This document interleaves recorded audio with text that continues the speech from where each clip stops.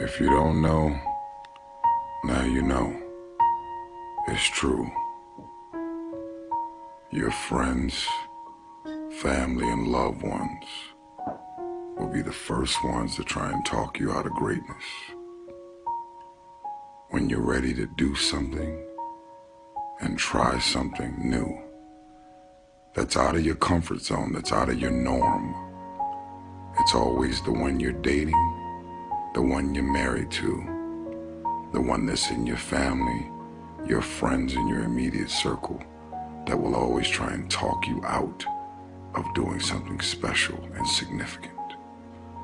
Without having fear and rejection, without having fear of the word no. Do you know how many people have had visions, ideas, and huge career moves that they were about to make, and they allowed the word no to stop them from changing the landscape of their life and their family lives? So many people are afraid of rejection and the word no. It is the saddest shit I've ever witnessed in my life. So I no longer have fear of rejection. I no longer have fear of the word no. I no longer give power to the word no. I could care less about you rejecting me, disowning me having visions and ideas and you not seeing what I see. I see what's not there. Only those that can see the invisible can do the impossible. I see what's not there. I have visions. My visions are bold and unapologetic. And if you don't get it when I show it to you, if you don't get it when I explain it, if you don't get it when I verbalize it and I go into details, guess what? It's your loss. You don't ever give anybody the power over your visions. Don't be afraid to walk into the unfamiliar. Don't be afraid to do what's deep inside of you to do. Stop being afraid of the unfamiliar. Boldly walk into the room with your head held up high. And if they don't get it, laugh about it. Don't disown your ideas because they're disowning your ideas. Don't lose confidence in your ideas because they don't have confidence in your ideas. Keep the faith. You know, they say you gotta think out of the box. But in my mind, the box never existed.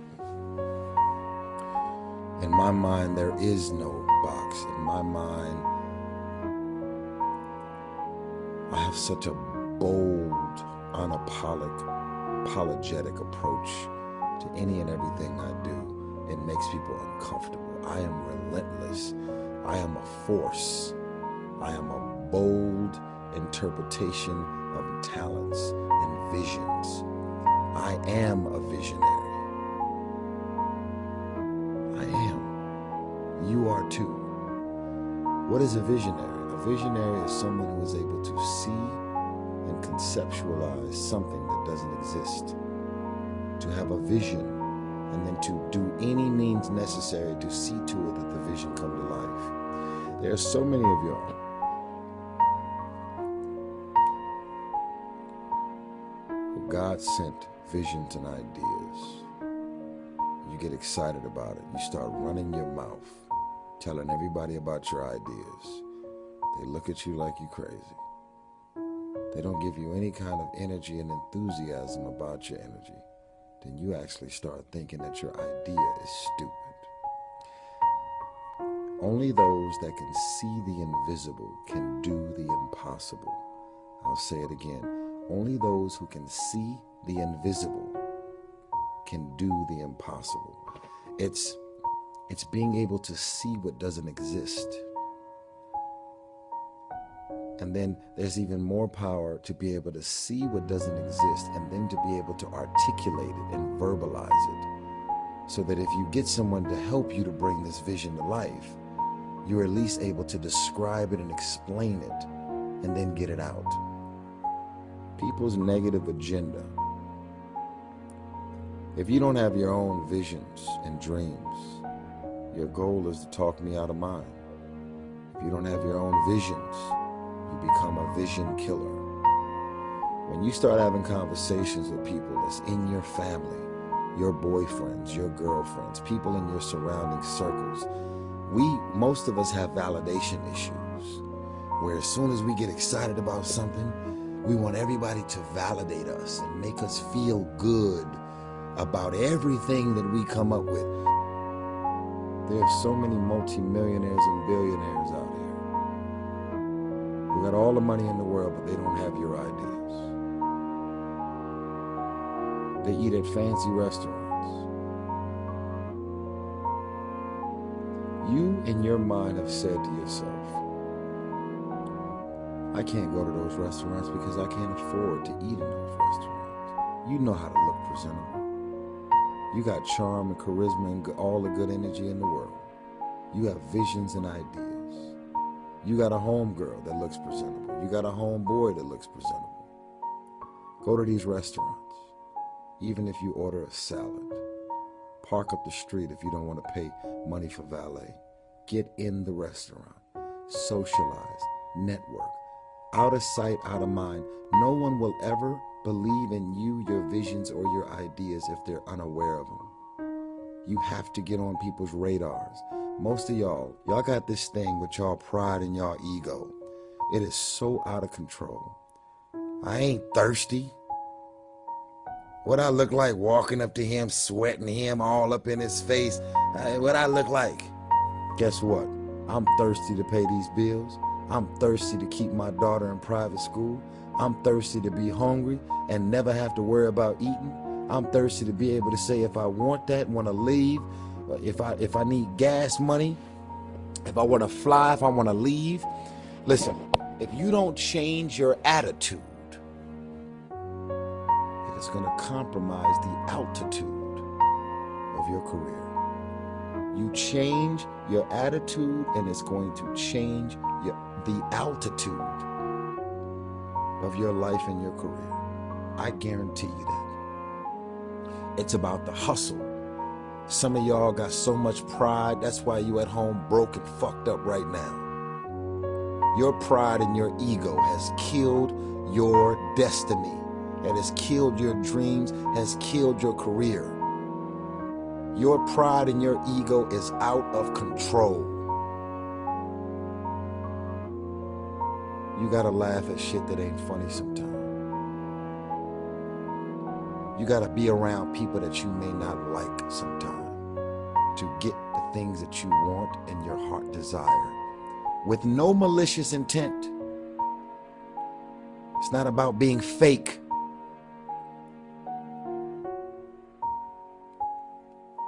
You gotta do what you gotta do so that at some point in your life and your career, you can really do the things that you want to do. Most of the folks that's listening to this, y'all understand what it's like. You gotta stroke the right egos. You gotta do the song and dance. You gotta laugh at shit that ain't funny. You gotta befriend people that you may not like. You gotta do whatever the fuck you gotta do to survive. Your pride and your ego has killed your career. You are supposed to be so much further up the success ladder, but your pride and your ego is out of control. You got gifts, you got talents, you got capabilities, you got inventions, you got phone apps, you got all of these things that you need to unleash on the world. You don't have money, you may not have the financial resources, but don't allow your visions and ideas to be stifled because of what's in your bank account or not. When you have visions and ideas, you do any means necessary to get a hold of the investors and the people with all the money in the world who don't have your ideas to see to it that your ideas come to life. Huh? Keep talking to your friends, your boyfriends, girlfriends, wives, and family about your ideas just so they can look at you and be like, man, what the fuck are you talking about? You don't see what I see. That's why your goal is to talk me out of the magical shit that keeps popping up in my mind. And here's the last little message that I'm gonna say To all you lazy ass, bum ass people who get discouraged and uninspired to follow up and be obedient to the visions. If you keep bullshitting, it's gonna be people like me and other people that are looking at this video right now that won't be lazy, that will follow up, that will start hanging out at restaurants where wealthy and very successful people are. Even if you're just drinking water and an orange juice, they can't kick you out of the restaurant. You got charm, charisma, and good energy, huh? Hang out with the money, and at some point their money will become yours, huh? Have good intentions, genuine intentions towards others. It's not about robbing, using, manipulating, or taking advantage. You have visions and ideas with no malicious intent towards anyone. You just want to get your visions and ideas off the ground, and you will stop at nothing until it's done. I am so proud of you already, because only a chosen few will hear this message, and you're going to reactivate the beast inside of you and move on those visions, ideas, and inventions. I'm proud of you. I'm celebrating your success already. It's not lonely at the top if you help somebody else get there.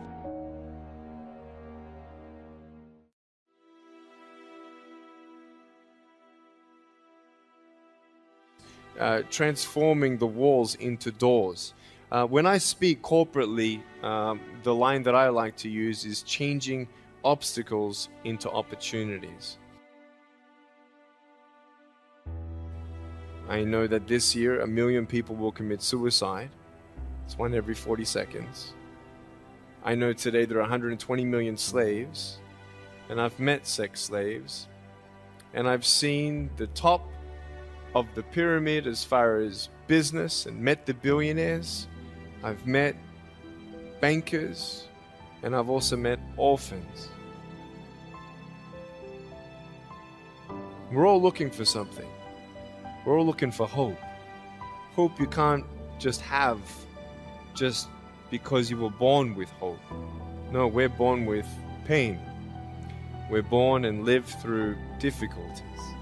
And in our life, my parents always taught me that even though we don't know why I was born this way, that we have a choice. Either to be angry for what we don't have, or be thankful for what we do have. The power of that choice was the first thing that I had to overcome and decide for myself, especially in the early years of school. A lot of kids would come up to me and tease me. And I've been speaking at 5 congresses. I've met 7 presidents all around the world. My largest crowd was 110,000. I have 30,000 invitations for me to speak. So wherever I go, I talk about the value of life. I talk about anti-bullying messages for the school systems in different nations. The greatest thing is love. When we feel like we don't have enough love and we don't have enough hope, we start losing strength to live. For me, in my life as a child, I had a big wall. I was surrounded by 4 walls and a low ceiling of opportunity. I was set free in so many different ways, and especially surviving from day to day with my parents who loved me, who encouraged me, who told me that I was beautiful the way that I was, and not to worry about what other people said about me. I was actually the first special needs child to be integrated into the mainstream education system in Australia, and I was awarded Young Citizen of the Year in 1990. The world is a hurting place, and the world needs hope, and the world needs love. Without hope, we feel like, why are we here? Well, brokenness. Here's mine. Today, I still have no arms, no legs, but everything's changed. Everything. For me, I was looking for hope and happiness, and I couldn't see it for many years. In fact, if this side of the table represents my hope, truth encourages me to become all that I can be. But then we have lies every day coming in our mind, people who discourage us. You know the people that you have in your life who, no matter how good of a day you're having, they'll bring you down. Or no matter how bad of a day you're having, they'll bring you even lower. Think of the 3 biggest discouragers in your life. They're not your biggest discouragers. You are. You are. It only takes 3 seconds for me to tell you something discouraging, but then you may never forget my words. I've met so many 50-year-old women and 40-year-old women who still remember what their fathers told them that they wish they never heard. Words are powerful. When you hear those words and then your mind starts growing with these lies. Nick, you're not good enough. Nick, just give up. Nick, you're never going to get a job. You won't get married. You can't even hold your wife's hand. What kind of a father are you going to be if you can't even pick up your kids when they're crying? You're alone. Sure, your parents hug you, but their hugs can't heal you. Just give up. Just give up. Just give up. Just give up. Just give up. At age 8, I thought that I should commit suicide. Why? Because I didn't have hope. I thought I didn't have hope. Today you can see that I had hope. What's the word? Believing in something you do not see. Faith. Words can only do so much. Hugs can do much more than words. But when hugs can't do anything, that's where faith kicks in. For me, words and hugs were not enough, but I had no faith. So I tried to give up. At age 10, tried to drown myself in 6 inches or 15 centimeters of water. In my home, I told my dad I just wanted to relax, but really, I wanted to end my life.